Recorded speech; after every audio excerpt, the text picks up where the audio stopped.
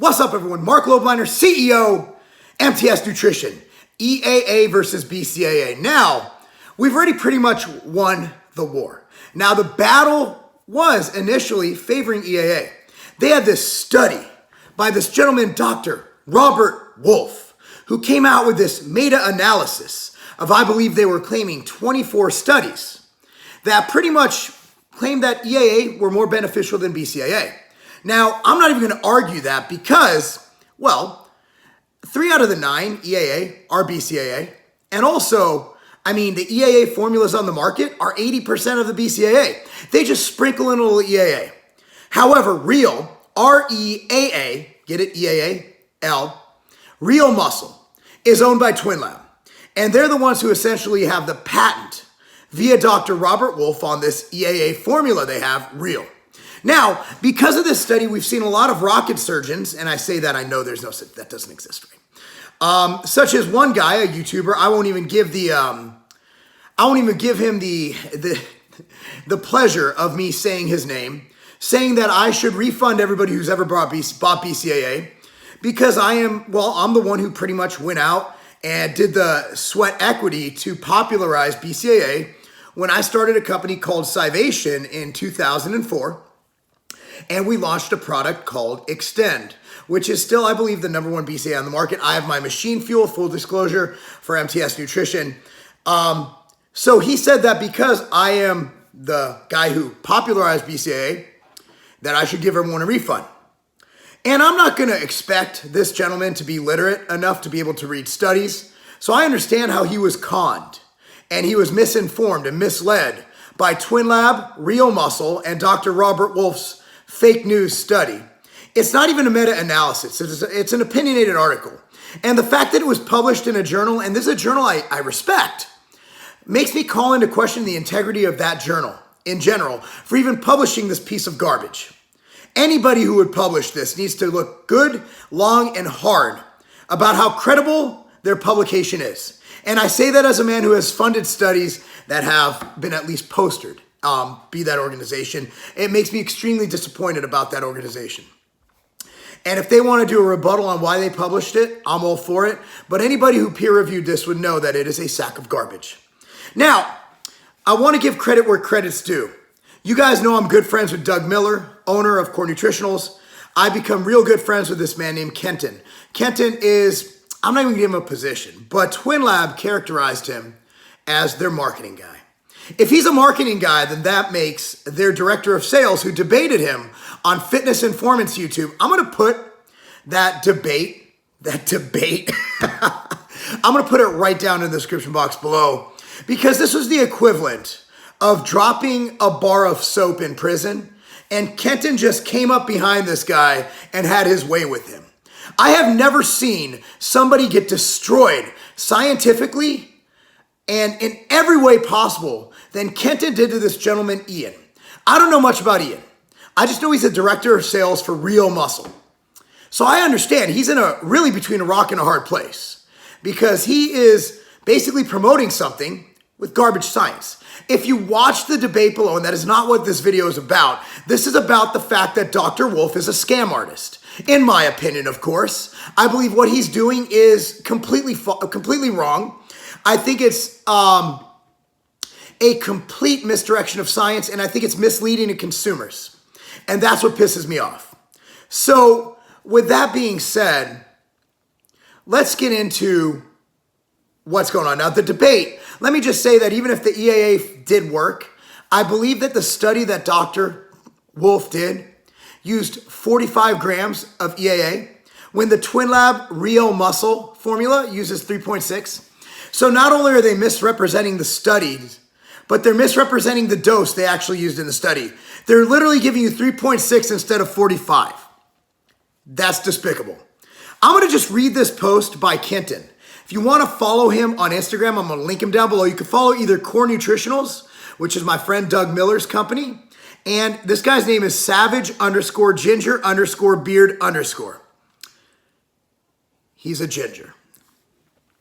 He posted this study, which is the effect of amino acid supplementation on muscle mass, strength, and physical function in the elderly. Now, again, this is done on elderly, and this is my wife's phone because my phone is filming. Here's what he posted. I'm just going to read this, and you guys can follow him and see it. Things are going from bad to worse for Real Muscle. Via a confidential source, I came to possess a marketing pitch that Wolfe and Ferrando, who are the guys who published the Real Muscle, the meta-analysis, the fake news article, were making for EAA supplements called Kroton. Again, now they have the Real Muscle, the whatever. Before it was called Kroton. That document, produced 7 years ago in 2011, references 23 clinical studies. This means only one additional study has been produced in 7 or 8 years because of the 24 studies TwinLab claims to have backing this wonder supplement. I previously thought the 24 clinical studies that TwinLab refers to are unpublished. Well, it turns out some of them are published, and the results are terrible for Real Muscle. This screenshot is from a study that Wolfe and Ferrando conducted on elderly pre-diabetic patients taking 22 grams of EAA plus arginine for 16 weeks. Like his 2017 article, Wolfe interprets the data in an interesting way. Wolfe is quite a piece of work. At 12 weeks, the total lean body mass gain was measured at 1.14 kilograms, plus minus 0.36 kilograms. This was sufficient for a statistically significant result at p equals 0.038. But there's the issue. That's only statistically significant at 12 weeks. At 16 weeks, the lean body mass gain is 0.6 kilograms plus minus 0.38 kilograms. The error is half the mean effect. The researchers then applied the statistically significant result to the entire paper, despite receiving a result that was not significant. In layman's terms, now this is Kenton's words, and I'm reading it because he's fucking right. Wolfe found a result at 16 weeks within study parameters that was not statistically significant and therefore ought to have been discarded and published it anyway with the p-value for the 12-week result applied to the entire study. He's fudging statistics. That should right there, he should never, ever be taken seriously again.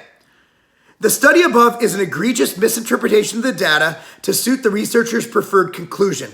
Worst of all, it fits an alarming pattern of a researcher willfully and explicitly misrepresenting research into a product he owns the patent for. Hence REAAL, hence Kroton, or whatever it's called.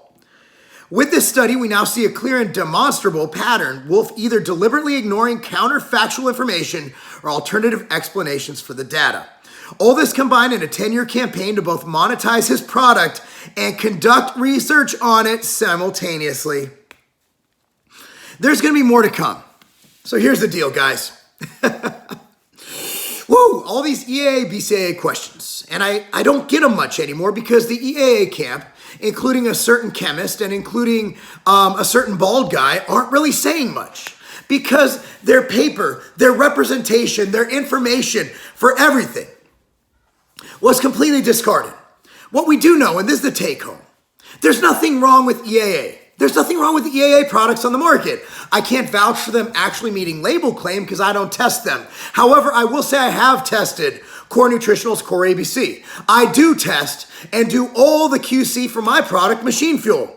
Those are two great products. The EAA products via formula are not bad.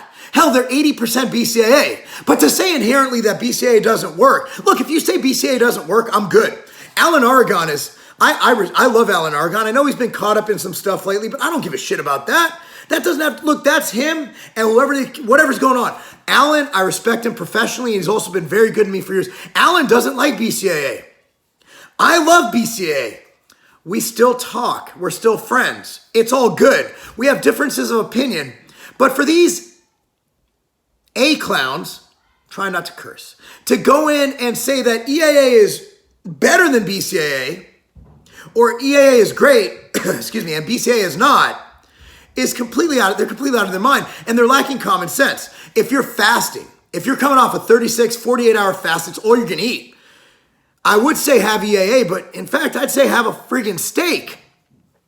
However, if you're just taking BCAA during training or in between meals because it tastes good, you don't need EAA. You don't need the full spectrum. And also, no one has stated what the proper ratio is. We've demonstrated in so many studies that BCAA should be 2 to 1 to 1, okay? No one's shown us how many EAAs to add.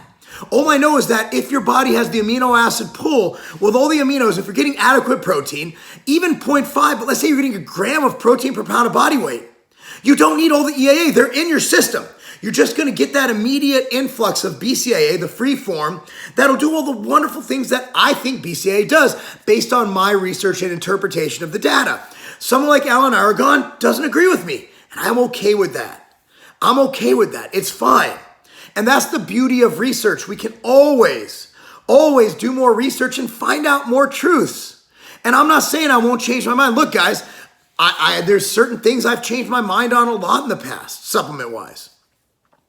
ZMA, for one thing, I used to love ZMA when it first came out. And then I did some more research, and I'm like, maybe I'm not going to recommend this unless the fact you might be deficient in ZMA or in zinc, and it's cheap. Other than that, I've changed my mind on that. I always default to the fact that as research develops, I can change my mind. And when this EAA study came out, my mind was open. I'm like, dude, if there is there's nothing that stops me or Doug Miller from going to the lab and making an EAA product better than REAAL, better than that bald guy, better than whoever. We can do it. We have the means, and we're big companies. We can make, and we know how to flavor, dude. Core has some great tasting BCAA. My BCAA tastes great. I can flavor things. Doug can flavor. That's not the issue. The issue is they're wrong. They're falsely representing the data. And honestly, it's just a scumbag move.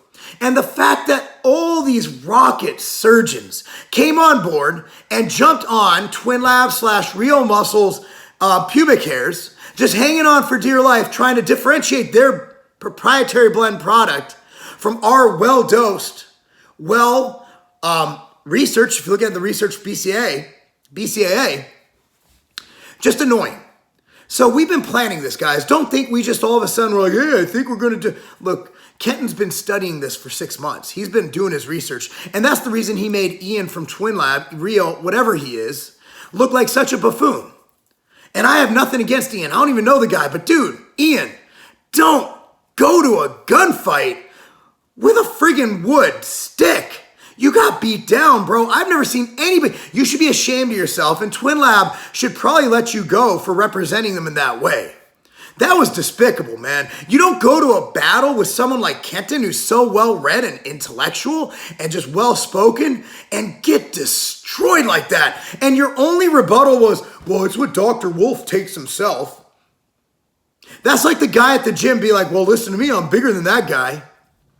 Is TwinLab a company that was founded in like 1492? I think Christopher Columbus was taking TwinLab on one of his ships. Are you serious? Are you guys really going to go with the argument that, well, the good science bro takes it that way? Doesn't matter. You're using a 45-gram study that wasn't even a study, that didn't show any statistical significance, and you're only giving people 3.6 grams. A bottle of your product would last less than 3 days at the dosing that would have required to be in that study. Despicable.